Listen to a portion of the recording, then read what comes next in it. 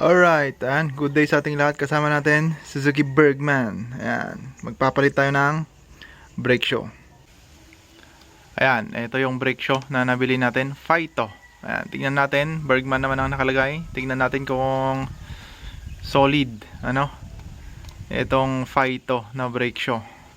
Masyadong mahal kasi yung E-League, ano, kaya Faito muna tayo. Nasa 300 plus, ano, 300 plus ito. Yan, syempre tanggalin natin tong mags. DIY ulit tayo. Kuha tayo ng panglock natin. Ayan, balutin natin ng tela. Tapos lagay natin sa ilalim. Yan. Para hindi naman magasgas yung gasgas na mags natin. Ayan. Tutukod. Dapat tumukod yan. Ayan. Tapos gamitan natin ng 24 mm. Siyempre, halos karamihan naman. Okay, game tayo. Oh, ayan. So, ayun na. Ulitin natin yung DIY natin. Gumamit tayo ng pantukod. Siyempre, binalot natin. Ayan, para luluwag. Ayan. Kasi mag-isa lang tayo. Wala tayong maayos na tools. DIY. Ayan, para hindi na mahirapan. Gamitan natin ng ito. Para share. Para naman makaluwag-luwag tayo.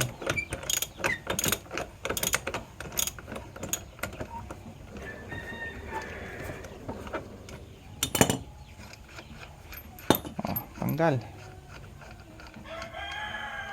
Yan. So hindi na natin tatanggalin tong tambutso, papaluwagan lang natin.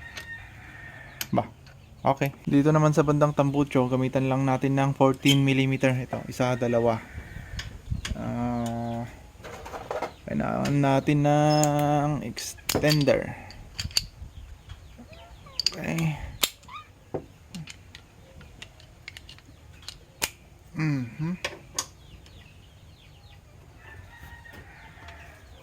Yan. Yan, paluwagan lang natin.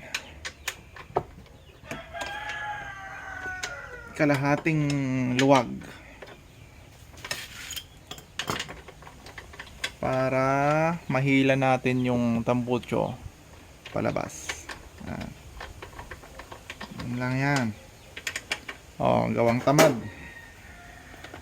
Yan, siyempre pag nahihirapan ka. Yan, ganyan na lang. Para mas mabilis. Oh, di ba? Hilain mo lang yung tambutso, gagalaw na yan. So, ganyan ang purpose niyan. Pero hindi masyadong persado yan. Isa pa, napapaluwagan natin sa kabila. Ayan, dito, yung adyasan. Kailangan nating paluwagan ito. Gamitan natin ng 14. Ayan, 14. Ayan, 14 dito. Sagad nyo. Nandito sa dulo. Pero wag nyo nang tanggalin. Ano?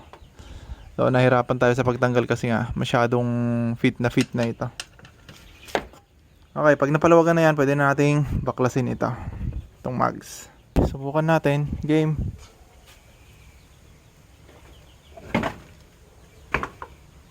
Di ba? Walang kahirap-hirap. Pag natanggal na natin tong mags, tong wheel set natin dito sa likod, tanggalin natin yung brake shoe. Ayan, may brake shoe dito. Ayan. So, ito yung ating brake shoe na ito yung original, ito yung dati pa na nakakabit dito, yung stock. Next na gagawin natin bago natin isalpak itong bagong brake shoe natin na Faito, palitan natin tong luma na stock. Ayan, syempre kitang kita nyo naman madumi yung loob ng mags. Ayan, so linisan muna natin. Pati dito, pati dito sa kabitan. Linisan na rin natin. Total nabuksan na. Oh. Para hindi tayo mabash. Dapat malinis. Okay, subukan natin itong Phyto. Ayan, sirain na natin.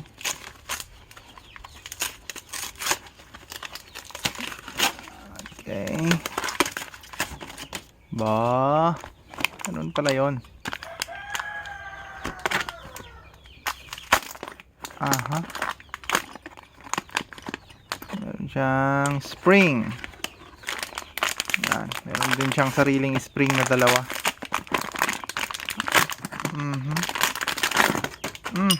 Oh, yan. Oh, Phyto. Okay. Okay, salpak natin. Ayan. So, nailagay na natin yung spring. Syempre, yung may parting bilog. Ayan. Yung part na may bilog, dito siya sa may round. Sasalpak. Tapos yung flat, ito naman, yung tatapatan niya. Okay. Sige.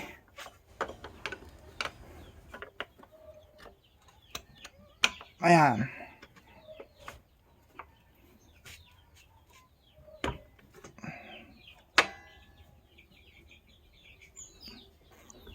Kailangan ma-fit natin ng maayos. Hoy, yun. Nag-fit nga. Ay, nag-fit ng maayos. Okay. Goods na yan. Ayan. Katulad ng sinabi ko kanina, linisan natin dito. Ayan. Medyo malinis na. Medyo lang naman. Kasi wala tayong masyadong gamit na maayos. Ano.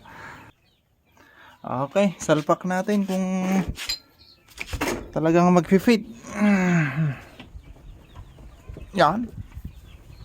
Itong kagandahan ng 90-90 na gulong, ano. Madali lang siyang ipasok.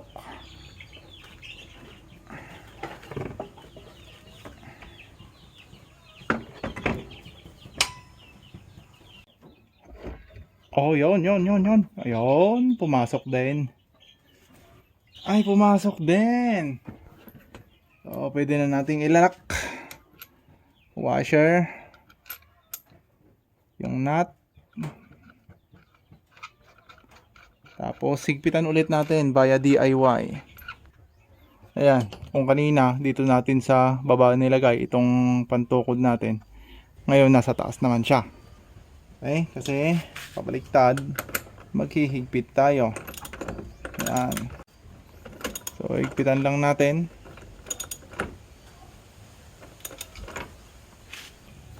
Ayun, may resistance na.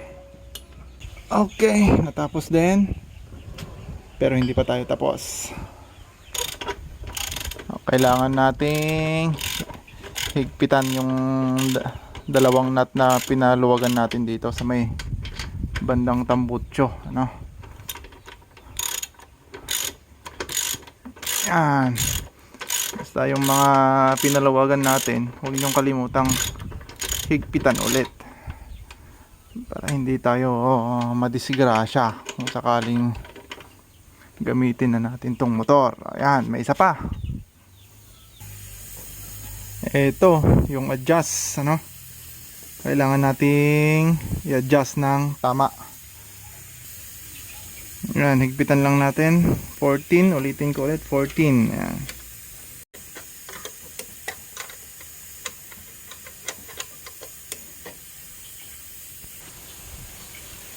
Ayan, sa pag-adjust pala nitong adjuster natin dito sa likod, siguraduhin yung umiikot pa rin yung gulong, ano? Ayan. Okay. Ayan. So, ayun, naikabit din natin. Ayan, napalitan natin yung brake shoe ng ating Suzuki Bergman. Ayan. So, sa mga owner ng Suzuki Bergman, mga Honda Click, ayan, pati na rin yung tuk-tuk na Piaggio Ape City. Ayan, kung gusto nyo ng mas marami pang DIY sa ating unit, subscribe kayo sa ating channel. Alright?